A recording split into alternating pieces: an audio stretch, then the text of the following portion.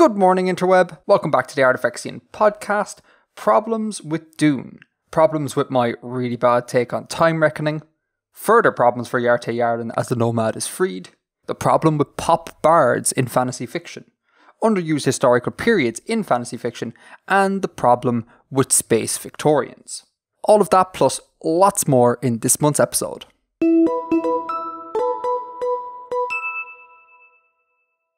Bill. Yo.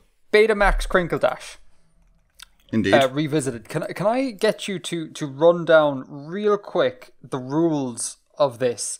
Because I think I've found a Betamax Crinkle Dash type name in the wild. So, it has to...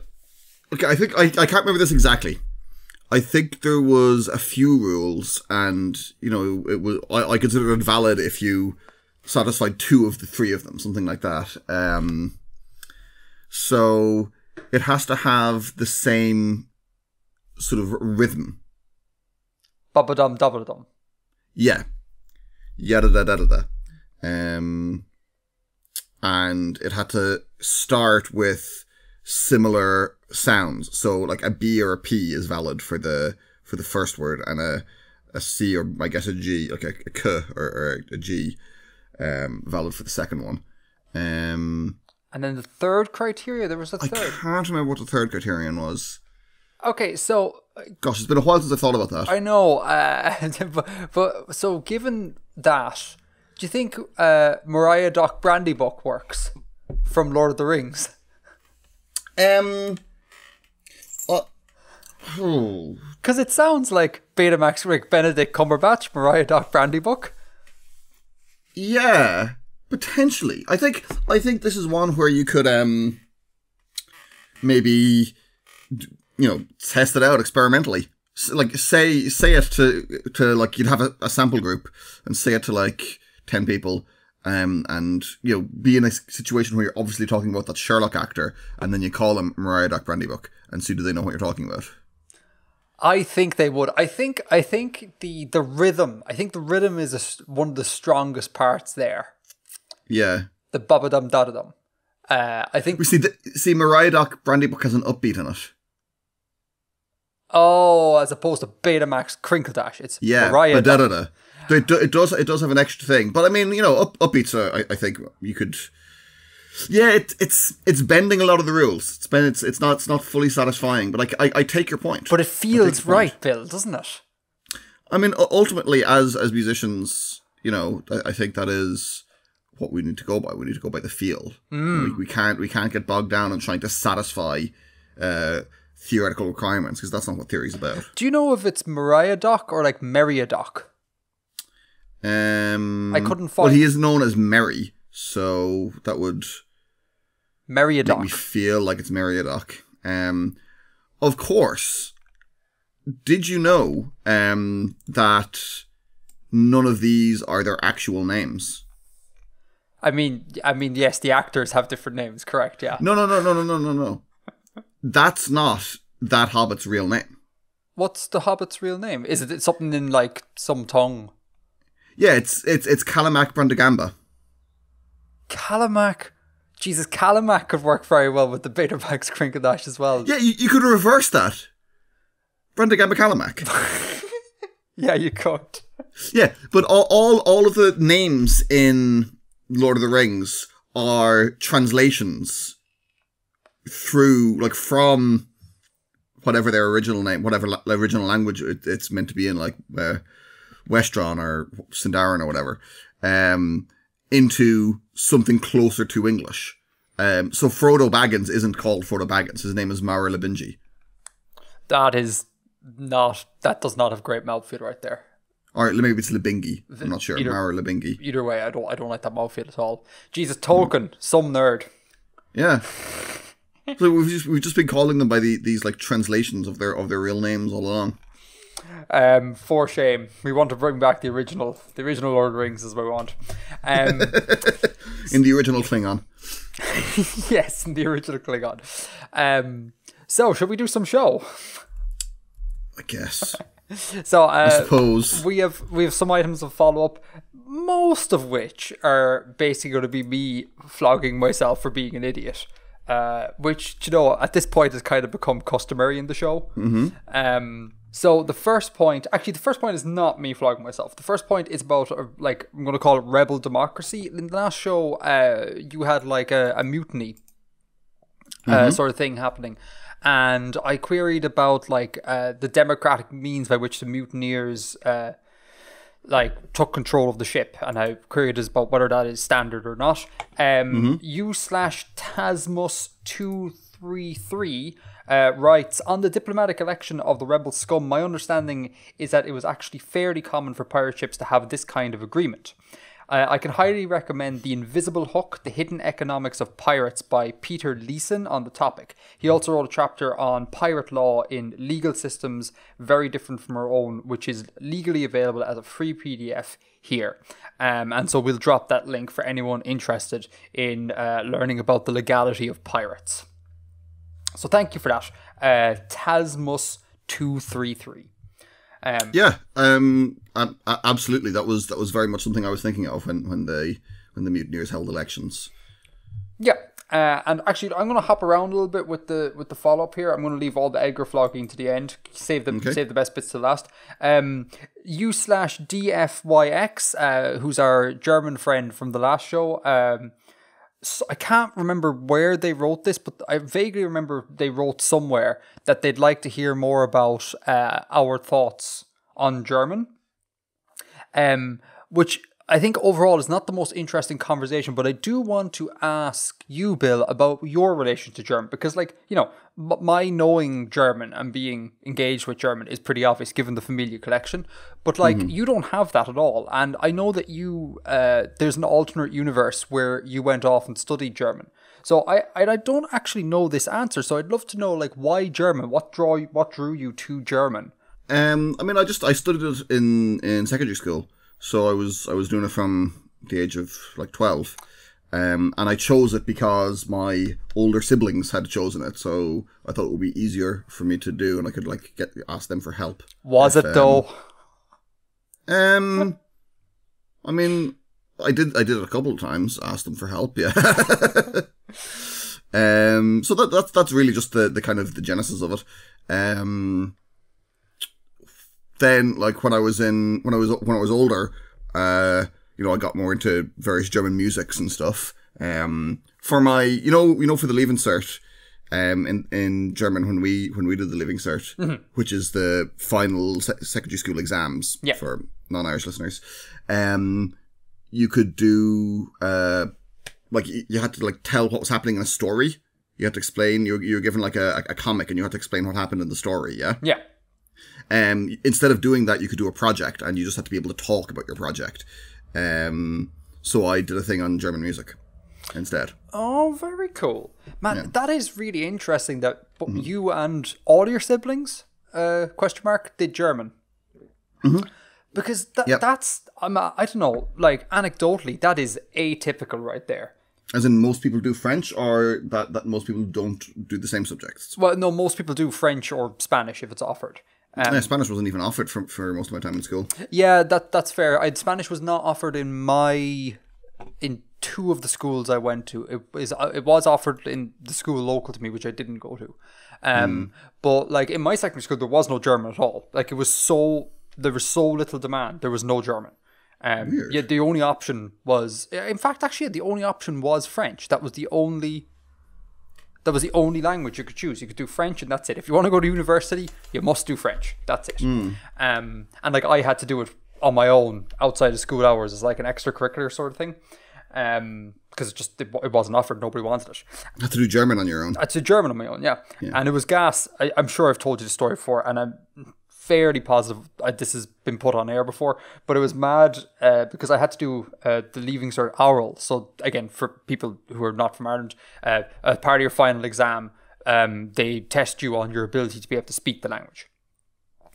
And usually what happens is that they get some outside examiner to come in, and they spend the entire day there quizzing all the pupils, potentially hundreds of pupils on their language. But I was the only idiot in school who did German. So this poor lady had to drive halfway across the country to just meet with me for half an hour. And she rocks up and she sees my name and she goes, Grunewald. And I'm like, yes. And then we had looked at each other and we went, oh Christ, this is going to take 5 minutes, isn't it? And I'm like, yeah, it is. And so we sat there and like we basically didn't really do the exam. We just talked like normal human beings.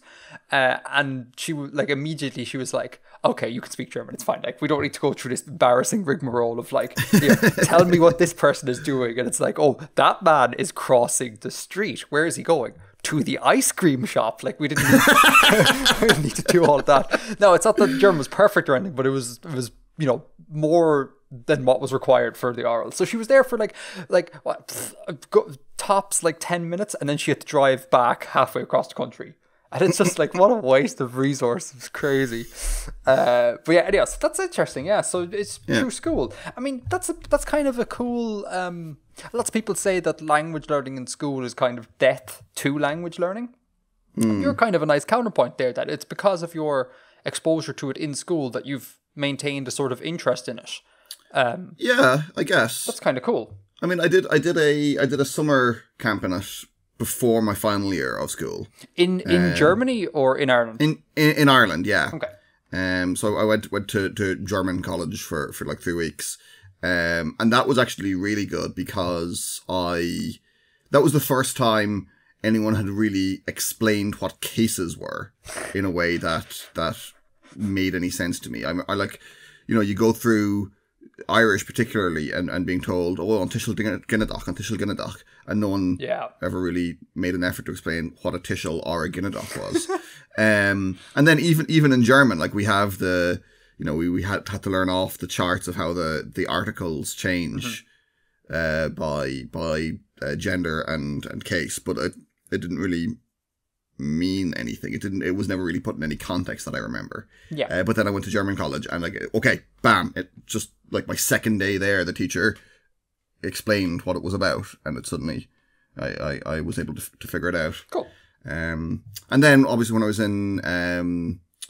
in college, my girlfriend at the time was studying German and spent a year in Germany, so I visited Germany several times that year. So I've been to Germany quite a bit. That's right. I reckon you've probably been to Germany more than I have.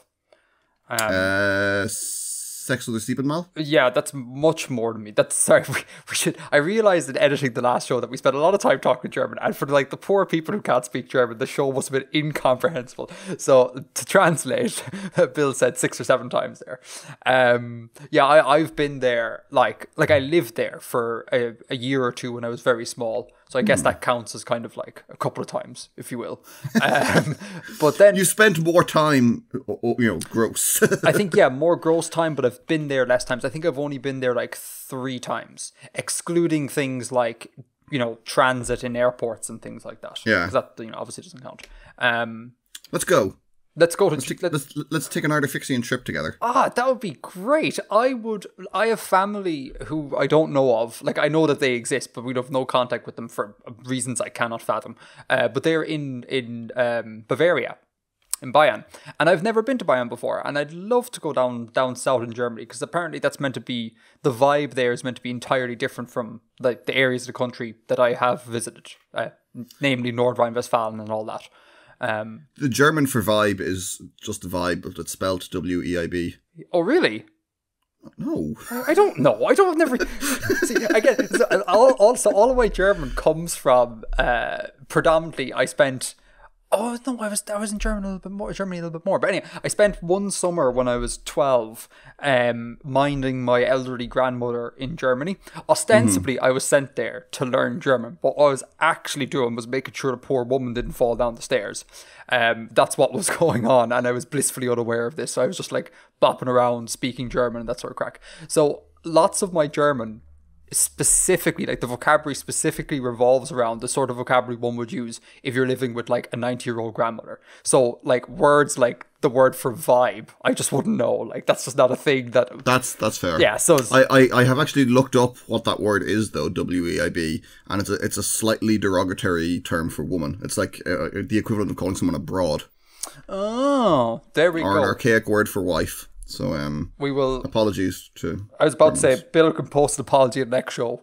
Seeing as I'm going to apologise for being an idiot in a few minutes, Bill can apologise for being an idiot for using the word vibe on air. I joke.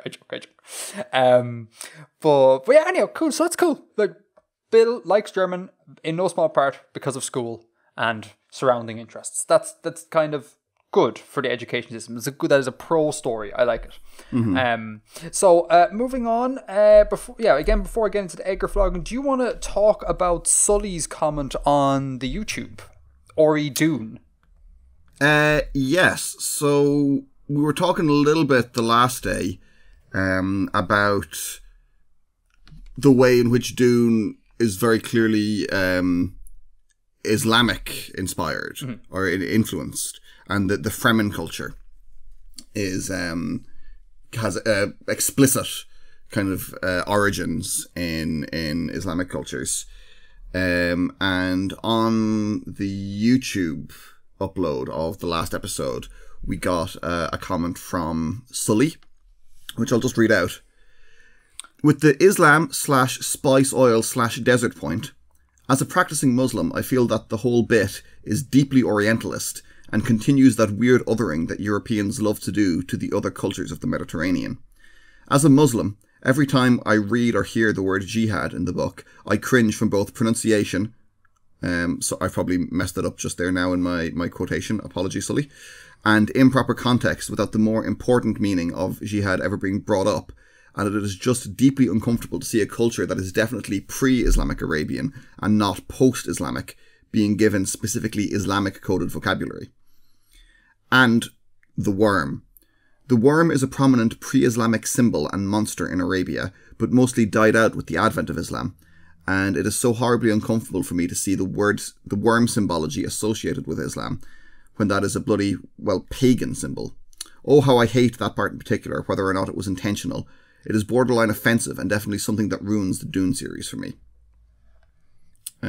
So yeah, I mean, I guess that kind of isn't all that surprising, that, something written by a white American, a Western, or in the 60s isn't really the most culturally sensitive use of another culture's kind of cultural material and tropes and things. I'm going to see if I can see what the correct pronunciation of that word is. So I thought it was, I looked it up on Wiktionary and I thought it was jihad. That's exactly where I'm going. I think it was jihad. Now, again, no, actually, no. Now that I think that H is actually a H and not like a pharyngeal type sound. Yeah, that seems to be. I can never remember what the vowels are really hard, man. I can never remember what the different vowels mean. The IPA symbols, but yeah, jihad seems to be what it is. Okay. So maybe it's not it's hard rather than had. I don't know. Now the thing about jihad, and again, forgive the pronunciation. Actually, I have two things, right? So one thing is, I don't want to, put Sully on blast here at all. This is purely meant as a kind of engaging with the comment, not as a "you're wrong" sort of thing.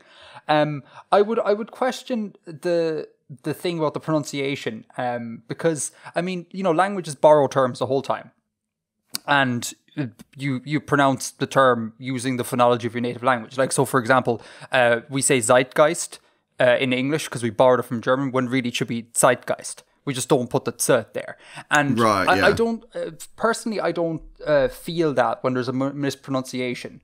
And maybe I'm particularly sensitive to this because I mispronounce a whole bunch of English words, and I'm constantly put on blast for it on the internet, and I just kind of want the internet to be like, it's okay, you could, as long as meaning is still conveyed, it should be okay. Like, I shouldn't have to force myself to say these and those if just natively I want to say these and those, so I think there's for me anyways, I think there's a little bit of wiggle room there. Like, I wouldn't expect people to pronounce the word jihad according to their phonological inventory.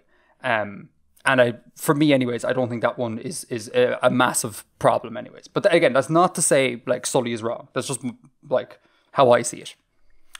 Makes sense? Yeah, I see what you're saying. I think there's a difference between having variant pronunciation of a language you're native to. That's based on your your kind of own dialect of the language, and changing the pronunciation of a word from a foreign language, especially when all of those sounds do exist in English.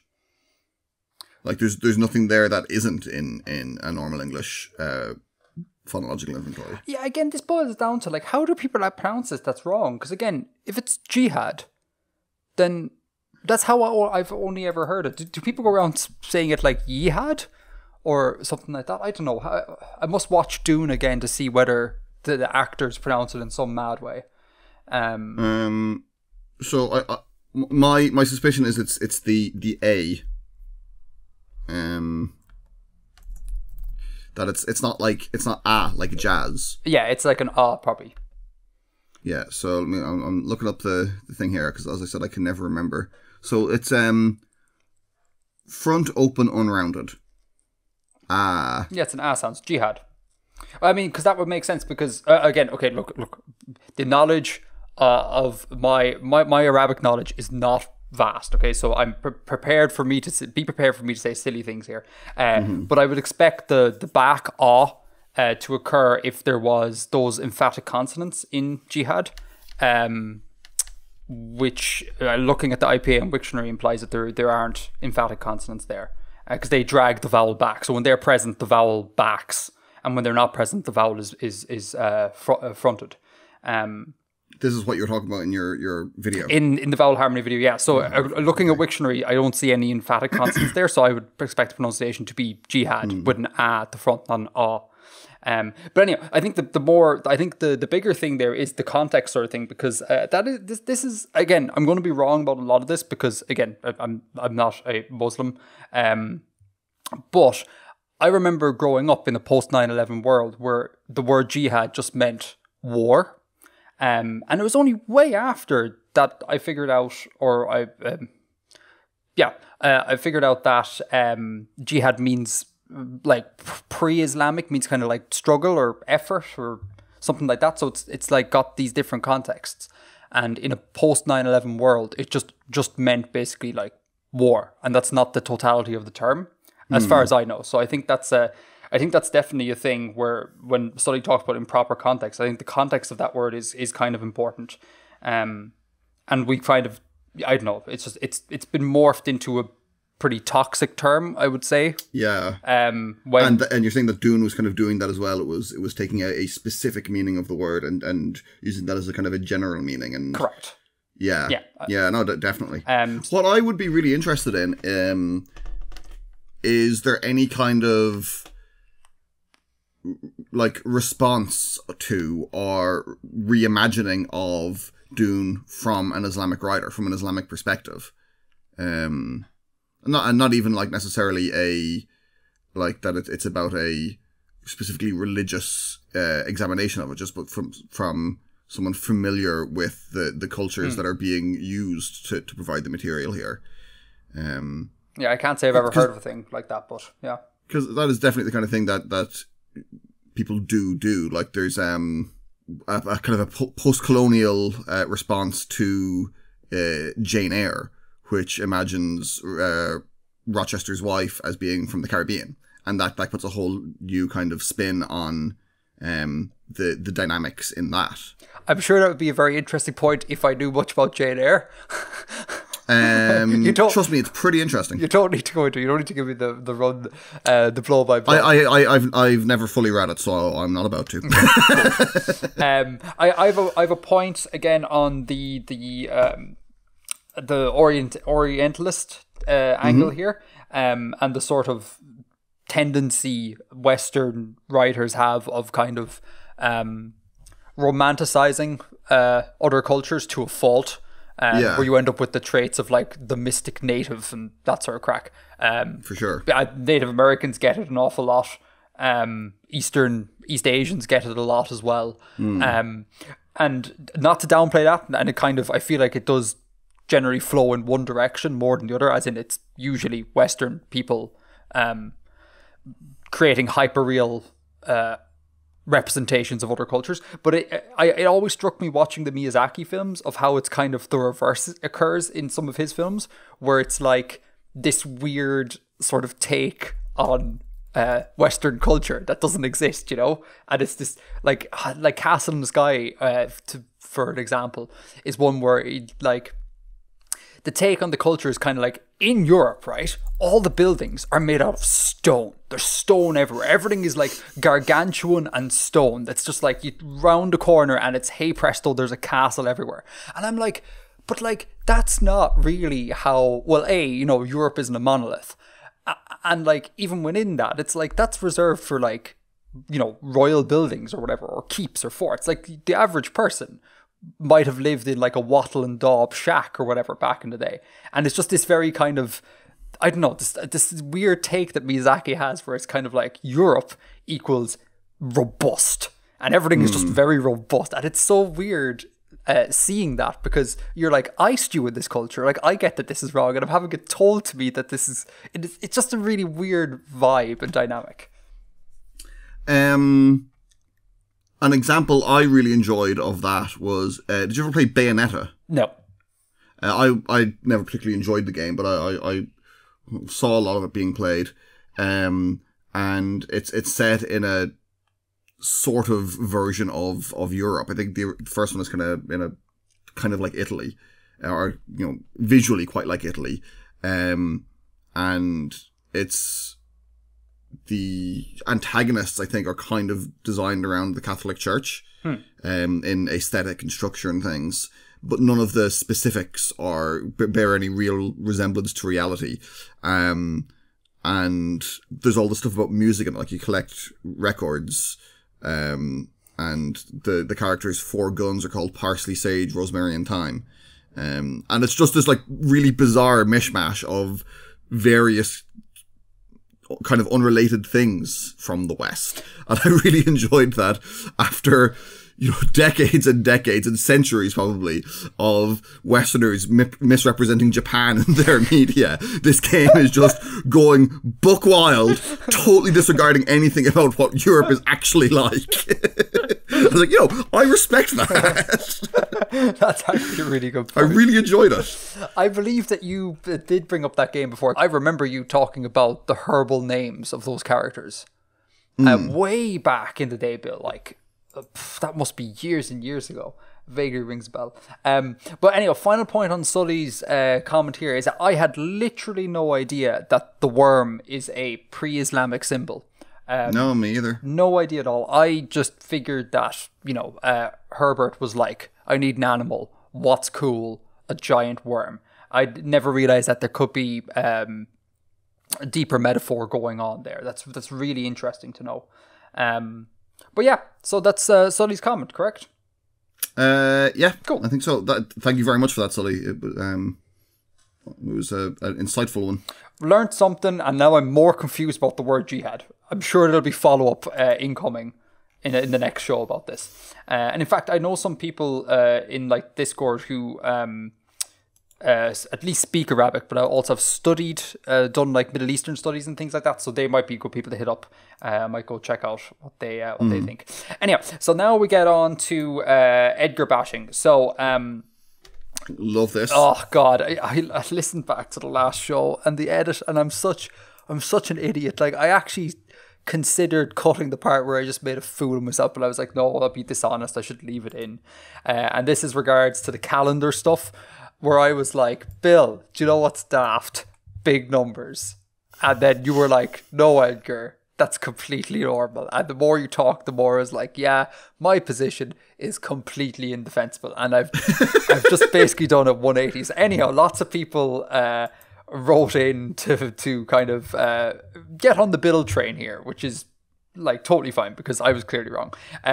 U/Breck Jensen brings up the idea of calendars with big numbers. You should check out the Human Era calendar, which I'm aware of. I think it's a thing that Kurzgesagt really pushes. I think they publish a Human Era calendar, and it basically the conceit of it is that the current date is, I think, 12,022. and it sets its 0 date at the beginning of humanity. However, that's defined. I don't know the exact criteria for defining when humanity began. But there's a calendar that people advocate for, and it's kind of in the internet zeitgeist that uses massive numbers and everyone's cool with it. So that would have been another counterexample to big numbers. And then the most damning one here comes from Zen10 on Discord. He writes, on Edgar's point about sorting in years. So my problem was the sorting thing. I won't go into it because it was daft, really, looking back to it. So on sorting in years, especially with computers, basically all computers today started counting January 1st, 1970. Some of them will run into issues on the 19th of January 2038 because that's when 32-bit integers will overflow. But lots have already gone to 64 bits, which means we won't have this problem until somewhere like the year 292 billion. But either way, this has nothing to do with how we actually write years like 2022, which is strictly a human issue. As to Edgar's manual sorting, people will run into even worse problems by resetting numbers to zeros. Putting a prefix won't help, although I guess putting a suffix would. So I completely forgot that computers count and sort things in a vastly different way to how we do on the abstract surface level. So it just everything I said in the last show, Ori calendars, is just the most daft nonsense ever. And I'm sorry, internet, for everything. So I've done a complete U-turn on that. Big numbers, totally fine. There you go. That's me flogging myself. Happy? Sure.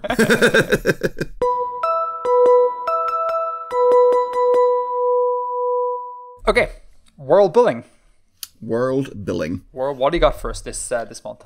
I have some direct follow-up on last episode's continuous narrative.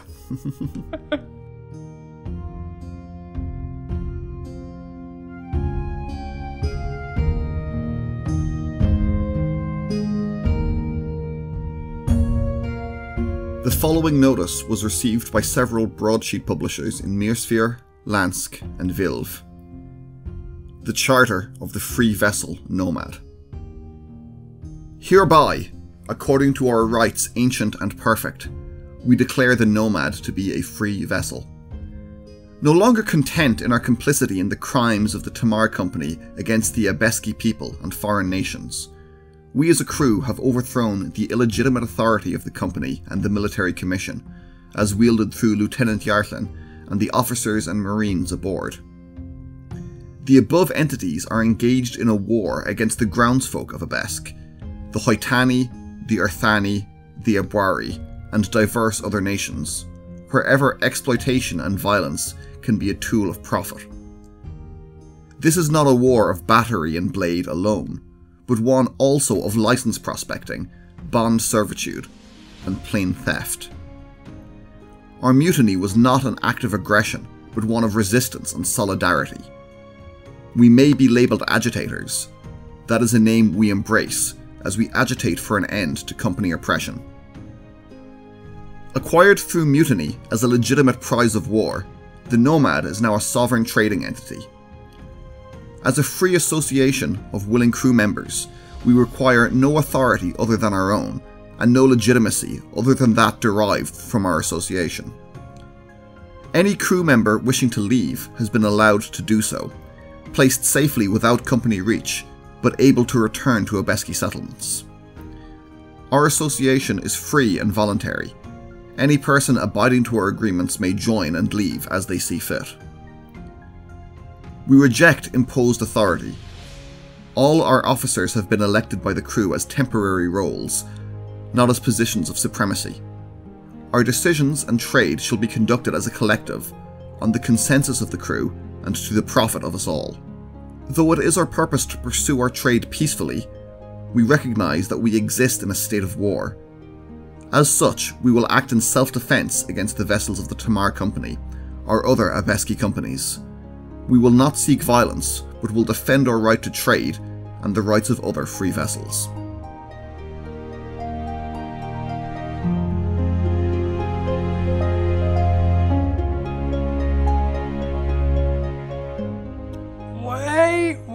Is this our first mention of like utter war? Is this like a declaration that in this universe now we have a state of war?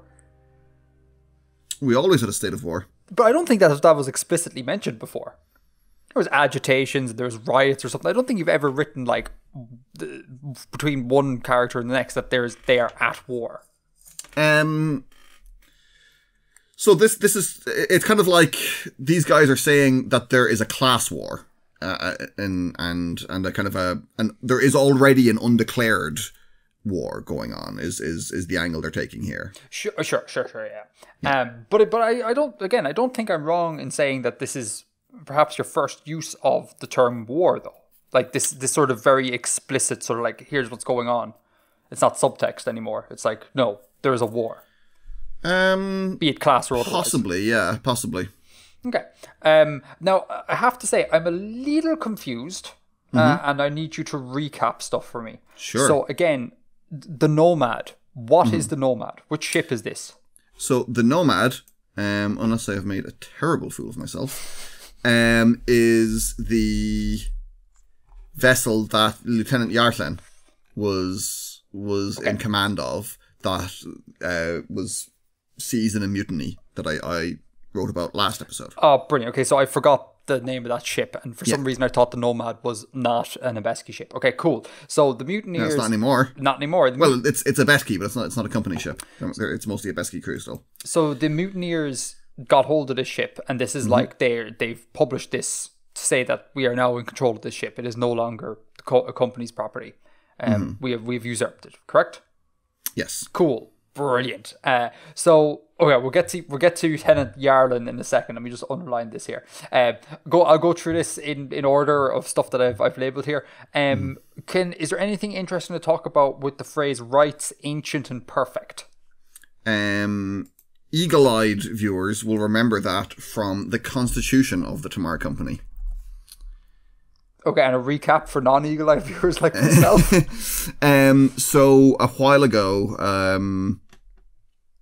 about a year and a half ago, I wrote the constitution of the Tamar Trading Company. So their kind of foundational document,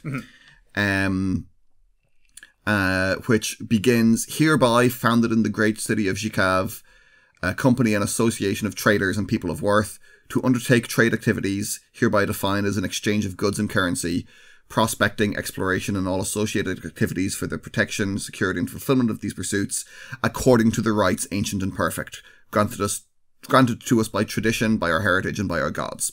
So that's it's a kind of a stock phrase in Abeski legalese. It's basically saying that, we can do this because this is kind of our natural law. Okay.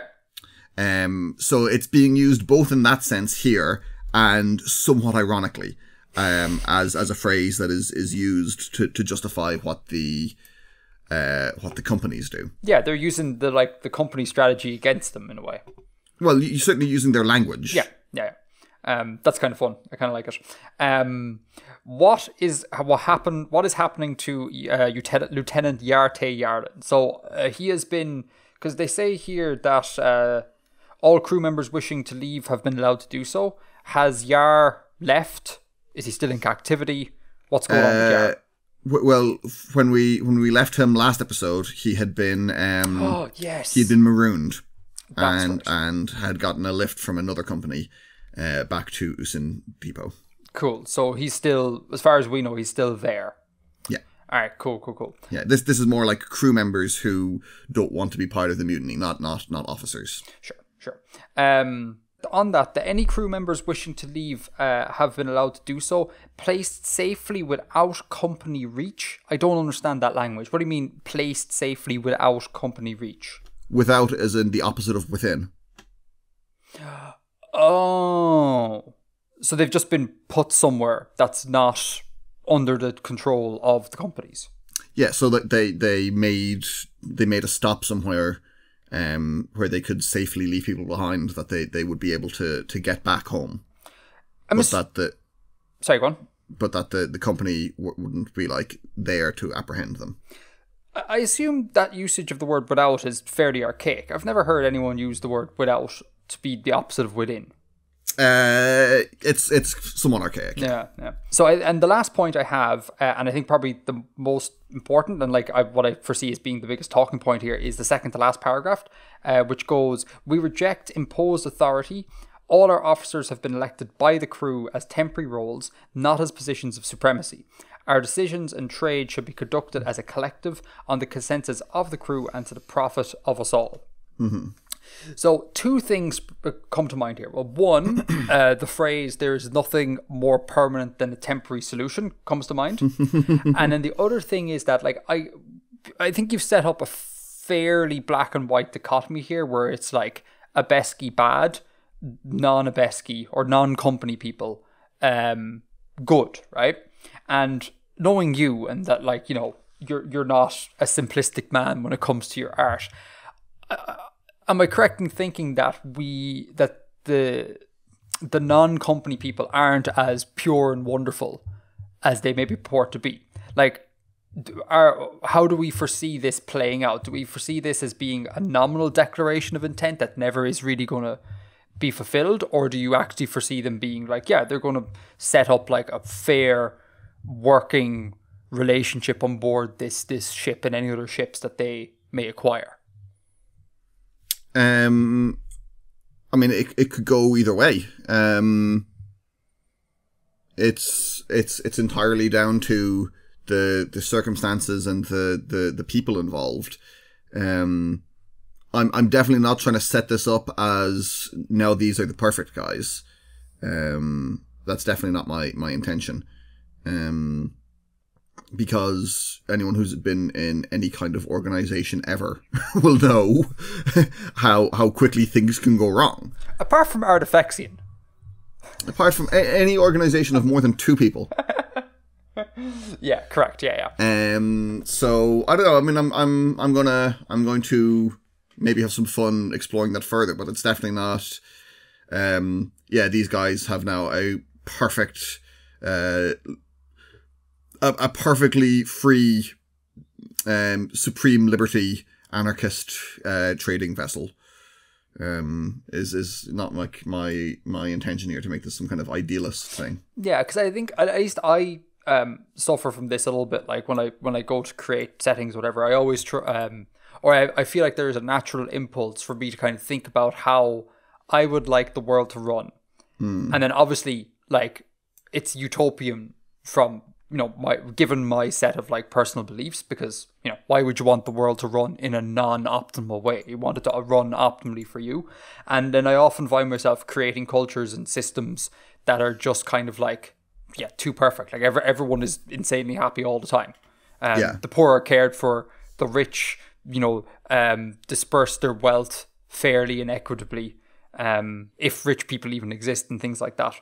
And I find myself having to stop myself and go like, that's really bloody boring, Edgar. Like you need to not do that. So I was, not that I was fearful that you were going to do this, because again, like, you're a smart chap. But I just, yeah, I was like, can we see some of these people becoming very corrupt? That would be fun to see. Sure. Because I mean, it's bound to happen. Like, because again, you know, like again, the temporary thing, like you have a hierarchy imposed, which they say is temporary, but like the minute there's some sort of hierarchy imposed and authorities imposed, people naturally do not want to give that up, you know, for better or for worse. Like it can be for nefarious reasons, but also for like kind of benign reasons, as in like, no, like I know what's good for this ship and this ideology or whatever. I must remain in charge, and then that's rife for corruption, you know. Mm-hmm. Yeah. Yeah, so like this is definitely a thing that is discussed in anarchist circles, about how you can have you know, sort of flat hierarchies, or things can be done so that, you know, power doesn't get concentrated and solidified. But I would say it is not a solved problem here or on Ecairn. I mean, from the little I know about anarchist circles, I have a good friend of mine who would describe himself as an anarcho-communist, and I'm really interested in hearing how this person views how the world should work. And from listening to them, I get the impression that even within kind of anarcho-communist circles, there's no kind of like consensus on how this would actually work and how you would do things like have flat hierarchies and mitigate all the problems that lots of human cultures and systems have. I think it's incredibly fascinating and incredibly hard for me to comprehend how this works, because it's just so, particularly with anarcho stuff, it's just so different from everything I'm used to. It's really hard to understand how it actually would function. So yeah, there you go. And I suppose my final question is, and again, it's probably a really stupid question, is who are these people again? Who did the mutiny? Are they just disgruntled Debesky workers, or is there some greater organization here? They are, yeah, they're disgruntled crew members. I'm sure some of them have connections to more far-reaching agitation organizations, but it hasn't been claimed in the name of like the People's Resistance Movement or anything like that. And it is explicitly not now owned by just some rival organization. It is a free vessel. It is an independent thing. Yeah. So like, while it might be kind of politically aligned with agitators, it is not like it now belongs to the agitators' army. It's just, you know, they are doing their thing. Do you see this as being a catalyst for further revolt further afield? Like, could you see other crews being like, well, hey, look what they did in the Nomad. Like, this is great. Can we? That's certainly the intent of sending this to broadsheets in the big cities. And then I'm assuming the question, the companies, again, are they bothered, do you think?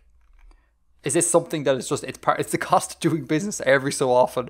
A couple of lads are going to get disgruntled. It's par for the course. Or again, are the companies going, well, hang on, now we need to clamp down hard on this. This has the potential to get out of hand.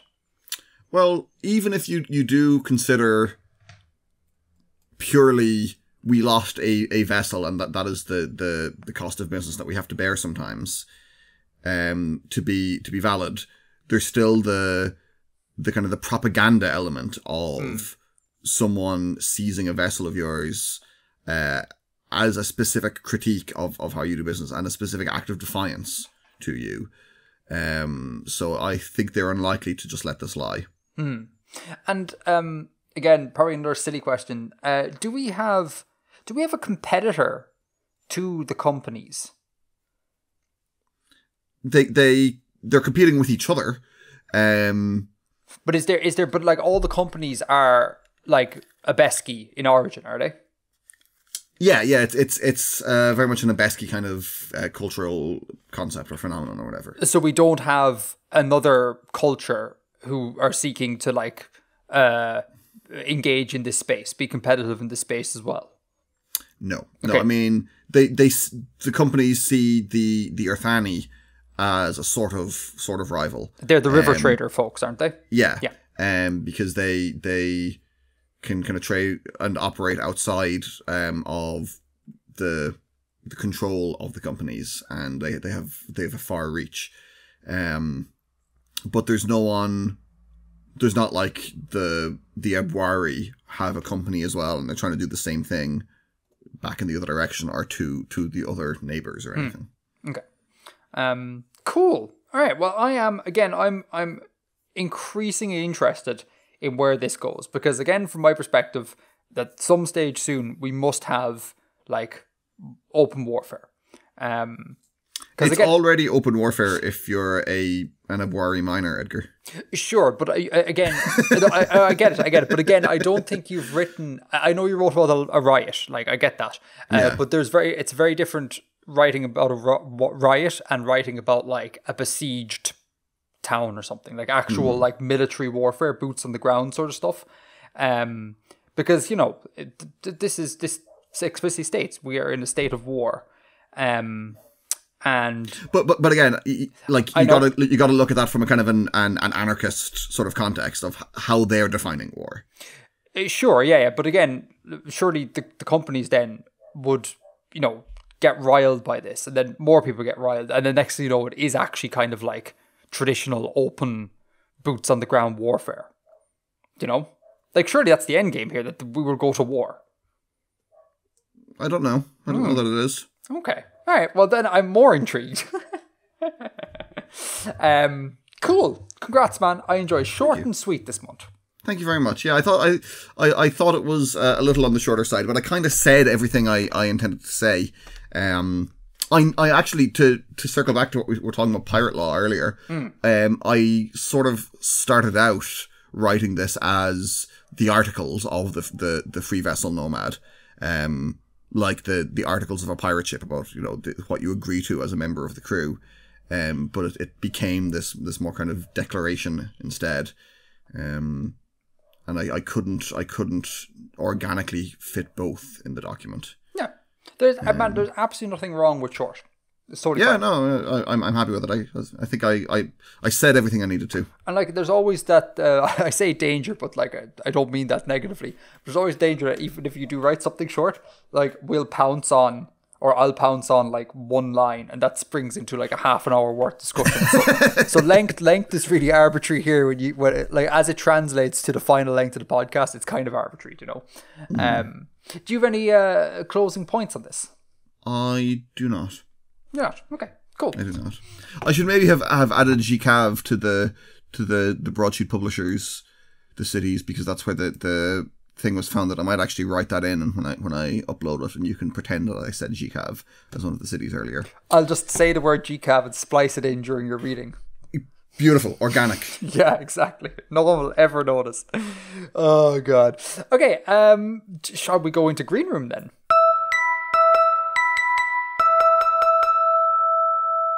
Green Room. I have a bunch of like smallish things that I want to ask you.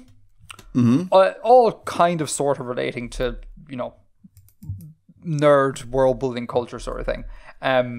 Point one is just a complaint I have that I want to see if it resonates with you as well, Bill. So I'm watching the new season of The Witcher came out, right? So we're rewatching The Witcher. Okay. And this struck me in the first watch, and it struck me again on the second watch. And it's what I like to call pop bard, right?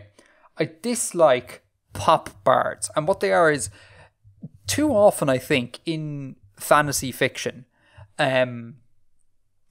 there's a bard character. But the bard character sings and performs with the vocal stylings of like modern Earth culture. And it kind of drives me up the wall, and it completely breaks my immersion. And so the guilty party in The Witcher is that obviously that bard chap, whatever he's called, I can't remember his name. Yeah. But he's just like, he has a lute type thing, and he's in this bar when we first meet him, and like he's playing the lute as if it were a guitar, like strumming the bloody thing. And like obviously this is as far as I'm aware, this is like not Earth. This is a fictional world. So I guess you can always make the argument that on this fictional world, they just happen to, back in the medieval times, play instruments like this. But like, it just doesn't ring very true, because when you look back at like Renaissance and pre-Renaissance music, and there's a wealth of like lute music, that's not how lutes were performed. Like, that's not the vibe of that era at all. And then further on top of that, the singing is... They didn't have 3-chord tricks. They didn't have 3-chord tricks. And also, they didn't strum their lutes. They might roll chords and stuff, but it's not like you get a plectrum and you strum it like a guitar. And I can speak with some authority on this, because a lot of the classical guitar repertoire that I performed in college was based on a whole bunch of lute music. John Dowland, for the win. My main man.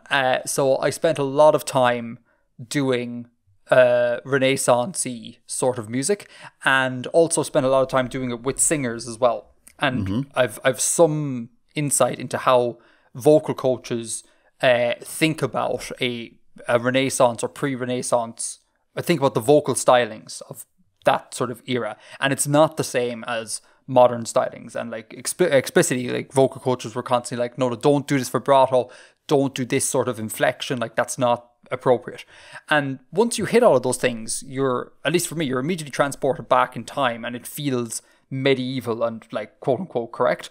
But it just, no one seems to do this with music in fantasy fiction. They just kind of go, let's write an old tune and then perform it, and we're all supposed to kind of go, that seems appropriate. I don't know, does this bother you at all? Because it really drives me up the wall. Kinda, yeah. Hey Edgar, do you remember that Ed Sheeran was in Game of Thrones? Yeah, it was. But did he sing in Game of Thrones? Yeah. But did he sing like, but he didn't sing like I seem to remember that he was like humming at a campfire or something. I think he was like, they meet him camping and like they sit down and he has a wee song and they head on. Oh God! Well, if that wee song is performed like Ed Sheeran would normally perform his songs, it's just completely immersion breaking. Like, you know, like what I find so strange is, like, even if we take the world building that's done in this kind of fiction to be ahistorical and is more based on kind of trying to satisfy our expectations of what the Middle Ages or the Renaissance looks like. They put so much effort into clothes. Yeah. They put so much effort into buildings, you know, the architecture side of things, and none, like so little into music. Yeah. It's a really weird disparity for me. What I think's really odd as well is that, particularly of late, like they put a ton of effort into languages as well. Like they get, they get DJP to come out and like make a viable, internally consistent language. But like, there are so many composers knocking around. Get a composer who is familiar with this sort of style and this era and get them to compose a tune. Do you know, it's nuts. And like, if only we knew anyone who was like experienced both in composing and world building. If only there were two handsome Irish guys. I love that that's like the second or third time you've invoked that for a potential employment. What was the last one? Oh, the last one was Irish accents. If only. I got to, just on a quick note on Irish accents, that I was watching a couple of things and I was like, wow, Irish accents are really great in these shows. And I made a note of them to bring up and talk about in what was it, Bad Irish Accents Corner or whatever it was called. Yeah. But as it turns out, I did some digging and every time I was like, that's a great Irish accent. The person was actually Irish. Like in Wheel of Time, the Gypsies, there's a lot of good Irish accents there. And particularly that main character, the guy with the dark skin, and he has these like incredibly grey eyes. Yes, yeah. He's Irish. So, you know, that checks out, obviously, so it wasn't much to talk about. But anyhow, yeah, it just drives me nuts that we're in a sort of era in fantasy fiction where we really care about the details. Language being kind of case in point there. And just this does not seem to have spread over into music. And it's mad. And like, I love that Witcher theme song. That's a coin to you, Witcher. Like, it's really. I haven't watched it. It's fun. I really enjoy it. It's a cool song, but it's so jarring to watch a bunch of blokes who look like, you know, they've been talking out in like the 1200s or whatever, and just this kind of like modern pop performance. It makes no sense. No sense at all. When you mention Wheel of Time there, I didn't know you'd watched Wheel of Time. I have. I kind of liked what they did with Tom. Sorry, Tom? The Glee Man. The Glee Man. Sorry, what was... Oh, he's the bloke... Oh, yeah, he's the bloke that they met him in that bar before the phage attacked. Yes. Yeah. What did they do with him? Because I read the book years and years ago for the show, but I don't remember it very well. So what's the difference? So with him and with some of the music that you hear, it is very much American folk and blues music. But that kind of makes sense in the context of what they did with the show, because they lean really hard into the idea of it being a post-apocalyptic setting in the show. So that would be a bit of an exception overall to the approach with the music here. I thought it was a pretty bad show overall. Yeah, I didn't. It had good moments, and then it sort of it did not stick the landing nor the middle. Nor the beginning. No, it had some good bits at the beginning. No, I here's another thing that I find jarring in fantasy fiction. There's probably a TV trope about this, but I kind of hate that in the beginning, when everything is good, colors tend to be saturated. I hate that. Like, and particularly at the start, it was, oh my god, it was so garish. Like, they just ramped up the saturation of the show, something serious, and the look and the feel of it was just, I think, was all wrong for me. Like, those bloody plants were glowing green, like, and the sky was this like vibrant blue, and it's just, it looked like a bad Instagram edit. I really disliked that vibe, like, and then obviously as the show progresses, everything gets darker and desaturated because, you know, conflict and things like that. But it's just, I think that sort of visual storytelling is just overly simplistic, I think, and I don't engage with it well. It's like whenever in an American film they go to Mexico, they slap an orange filter on it. Yeah, Precisely. Yeah, exactly. The Glee Man in Wheel of Time, that wasn't too bad because from what I remember, I wasn't aware of this like post-apocalyptic connection sort of thing. That didn't strike me or anything, but I remember it being a fairly tame sort of performance. Like, yeah, it was bluesy and stuff, but it wasn't like overtly. Like, you can kind of tweak a little bit of things and then you could drag it back to what would feel like more of a medieval Renaissance-y sort of thing. It wasn't too bad. It wasn't too garish in the way that The Witcher is. They just throw the garish book at it, just like thump, done. Anyhow, pop bards, don't like them. Just get a composer to write a piece of medieval music, and like everyone would love it. It would be so cool. Anyhow, so that was the small point that took way too long. Classic us. I have 2 points. Just I'm working on a kind of a secret-ish project behind the scenes, and I would like I've had some thoughts about what I'm doing and what I intend to do, and I'd like to hear some of your thoughts on this and the thoughts of Artifexia. Hi, chat. One, right? Fantasy fiction, like non-sci-fi stuff, tends to be, by and large, based on a sort of analogue of medieval Europe. Sure. Yeah. There are exceptions, but that kind of seems to be the big player in the space. My question is there any historical time period that you feel is woefully like unrepresented, that is like an interesting time period that would work in this sort of genre that just people haven't really explored? That is a good question. The Americas before European colonization. And so why in particular? Because they were very different societies to European societies, and you would have to rethink a lot of the assumptions about how you present societies and how they work. Okay. I think that could be interesting. Like the Haudenosaunee Confederation were like a big and a complex society. I don't know anything about these. So they're known as the Iroquois Confederacy as well. Okay. But the Haudenosaunee is kind of, I think, the proper name for the political entity, because Iroquoian can refer to languages as well, which some nations who are outside the Confederacy are part of that linguistic grouping. And so they're kind of the around the Great Lakes. Okay. is roughly where they are. And it was a kind of a confederation of 5 and then later a 6th tribe. And it lasted for hundreds of years. And when you say about how society set up radically differently, can you give me some broad examples? Sorry to put you on the spot here. It has been a while since I read about this, so I don't know that I can give an accurate answer there. But I get the impression that there was a degree more autonomy on a kind of a settlement level, and then the like concepts of being organized around families and things were a little different.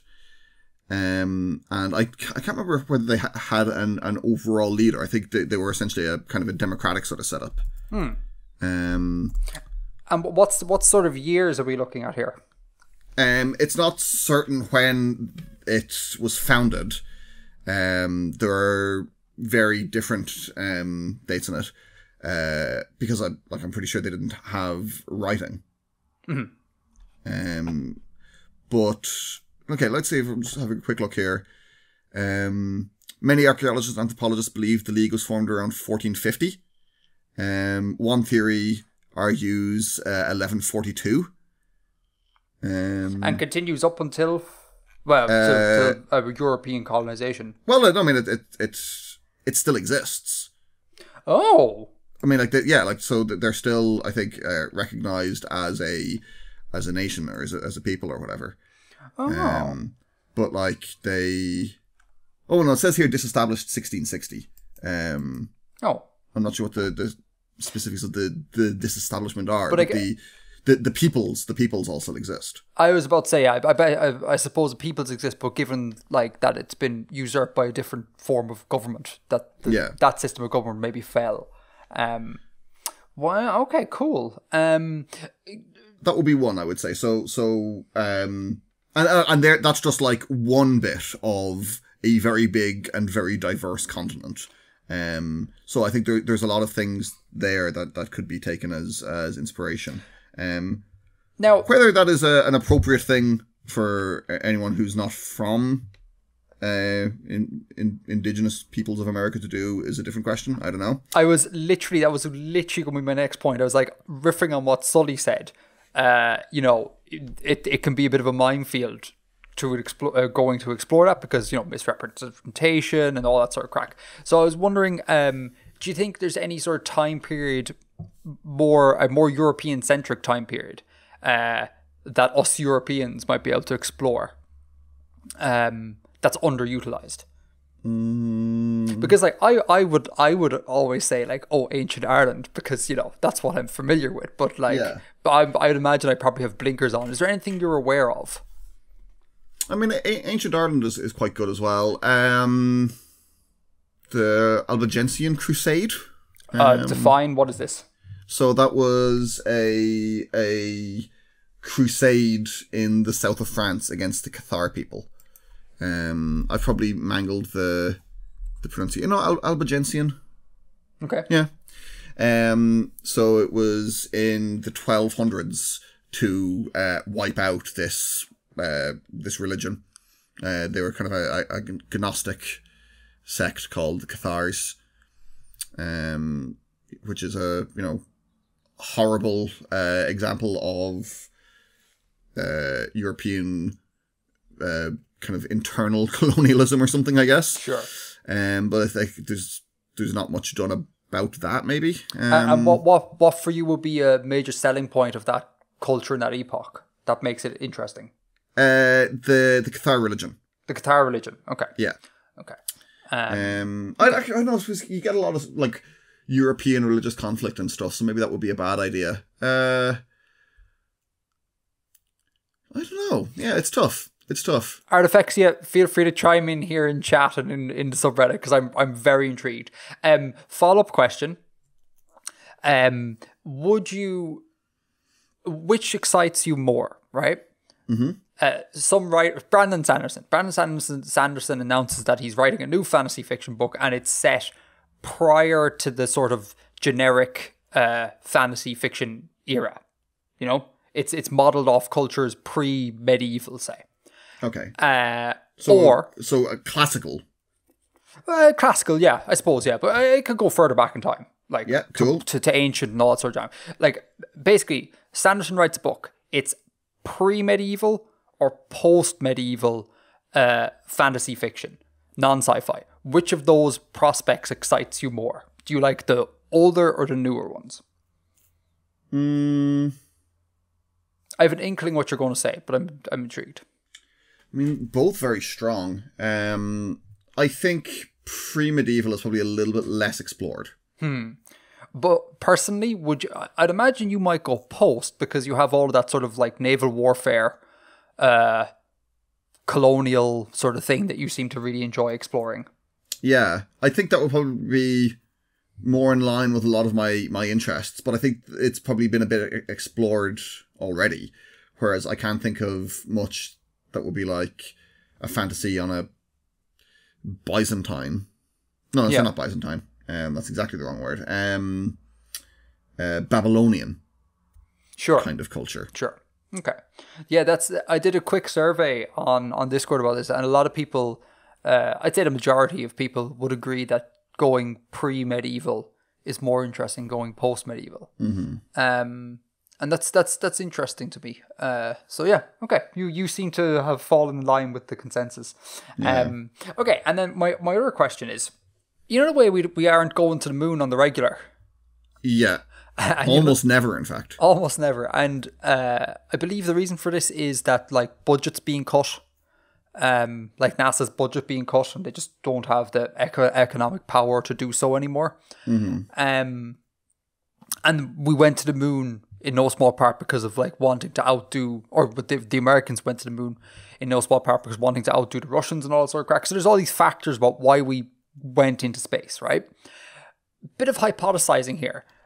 Have you ever thought about how early we could have went to space given a different set of circumstances? Like, could we re-roll history, like set it back to factory settings, let it go again, and we end up with, like, I don't know, Victorians in space? Have you ever thought about this? Do you have any opinions? Like, if we're talking a pure, like, number, if we say we start at the year 1 of the Holocene, and how quickly we can get there. Yeah. Is it a given that, like, if we were to reset, would it always work out that we'd have to get to roughly about the 20th century in order for tech to advance? Or is it that, you know, if we started history again, things could play out just a little bit differently, and you could plausibly see, you know, earlier than the 19th century, people going to space? Yeah, probably. Like, I think we have this concept of progress being sort of linear and continuous, when it's not at all. I think things happen in bursts and at different places at different times, and stuff is lost and forgotten. But I mean, say we did reset 1,200 years or 12,000 years ago, and you know, humans got to the moon then 10,000 years after that. It's not going to be like our Iron Age. It's going to be a totally different. Yeah. You know, it feels to me like in the question there's this kind of underlying assumption that there is a fixed thing that, you know, in 1850 it'll always be the Victorian era. But that's going to be totally dependent on all of the stuff that's gone before. I don't think we could decouple getting to the moon from 20th century style things. Yeah, so what you're saying is you re-roll the dice on the Holocene and we end up going to space in the year 9000, say, for argument's sake, but the vibe of that year will look and feel a lot like the 20th century. Yeah, I mean, it will have to have, you know, massive technological infrastructure, industrialization, etc. Yeah, that's interesting. Yeah. And I suppose, see, I was thinking about, I don't know how applicable this is, but like, as you mentioned, that, you know, knowledge and information gets lost or is purposefully, what's the word I'm looking for? Not dispersed amongst people. What's that word? Suppressed. Yeah. Is purposely suppressed in that. Like, I could think of things like, you know, they say that when the library at Alexandria burnt down, that was a huge, like, loss to humanity. And, you know, we had to rediscover the classical period, basically, post the Middle Ages, really. So I could easily see things like playing out where, the Library of Alexandria isn't burnt down, so that information and that like tech level in the way is like held forward. We don't go through a massive like bout of plagues. This is talking specifically about Europe here, obviously, because it's the only thing I'm informed about, enough to talk about. We don't go through a history of massive plagues, so there's kind of like progress is allowed to march on like fairly linearly there, and we don't go through these ebbs and flows. So part of me was thinking like, we could see like, the development of automobiles and, space shuttles and things like that way before it actually occurred. But I think you're right in pointing out that thing about the implicit assumption of the question is, Victorians in space with their top hats. That makes sense. Okay. Like there's the whole thing about some Greek philosopher had a kind of a steam engine kind of thing. Hero of Alexandria had a thing that was like you put a fire underneath a brazier or underneath a tank of water, and there were these pipes, and it made a ball spin around. And that was like 1st century AD or something. Sure. And people say that, it's like, oh wow. And I think if only they had kept doing that, then maybe the Romans could have built steam trains and could have built railways. But there's so many other assumptions there that they were like, it would need to be economically viable for them, that they would have all of the infrastructure to make steel of a high enough quality for it, and like the Romans had loads of slaves. They didn't need machines to do labor because they owned people to do the labor. There's cultural and infrastructural considerations as well as just pure knowledge. Yeah, that's fair. Wait, now that I think, but hold on, but sure, plenty of modern societies had like loads of slaves, but they also like industrialized. Like what? Like it's not like the States were like, oh Jesus, like, we have trains and stuff, so we must never have slaves anymore. It's like you can have both of those things. Yeah, but the Union was massively more industrialized than the Confederacy. Oh, interesting. Okay. Oh, I didn't know that. Yeah. Okay. Like they massively outperformed them in production of arms and things like that. Interesting. Yeah.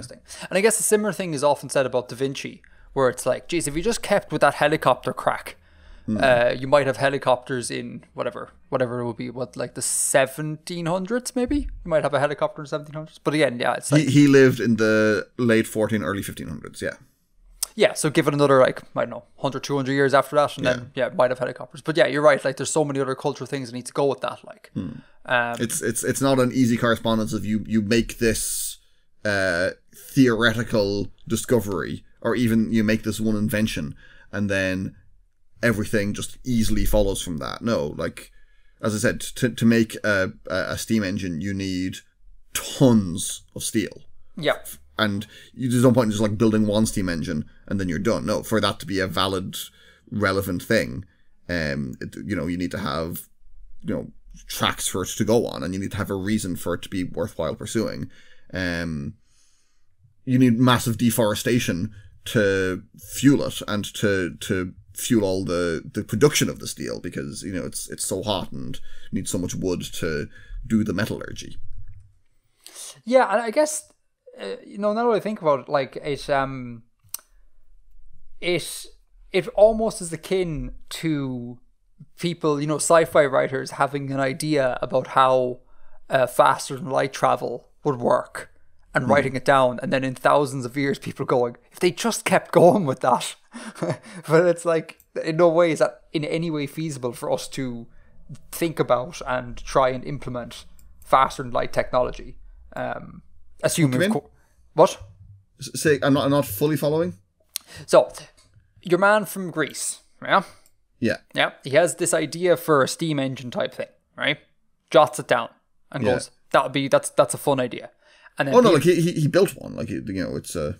He has a working prototype. Okay, that's a little bit different. Or Da Vinci. Da Vinci didn't build a helicopter, did he? I don't think so, no. Right, so Da Vinci has this notion that one could do helicopter-like flight. Jots it down, has an idea, and then people in the far future look at it and go like, geez, if you only stuck with that, we'd have helicopters a lot sooner. That'd be great. I think this is somewhat analogous. Thinking about it, I think this is analogous to some sci-fi writer has an idea of how a warp drive might work. Yeah. And then many thousands of years later, people look at that and go, well, geez, if we just stuck with that for a little bit, we might have been able to get to Alpha Centauri many hundreds or thousands of years earlier than we actually did. Yeah. And that kind of, when I frame it like that, I see the fallacy there, you know? Yeah. Yeah. Cool. All right. Those are my questions. I wanted to know about cultures and going to space. And I wanted to know about underused historical, preferably European, time periods. A place that we don't know much about is Wales. What is even going on? No.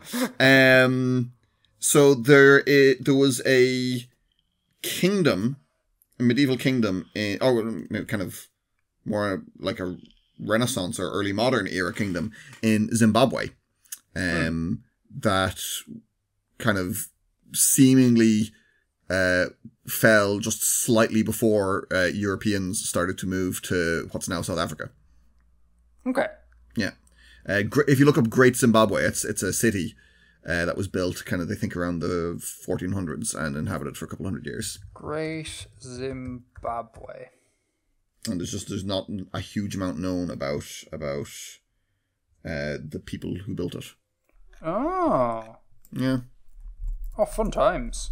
Oh, actually, this reminds me. I should have put this in the section about our relationship to German.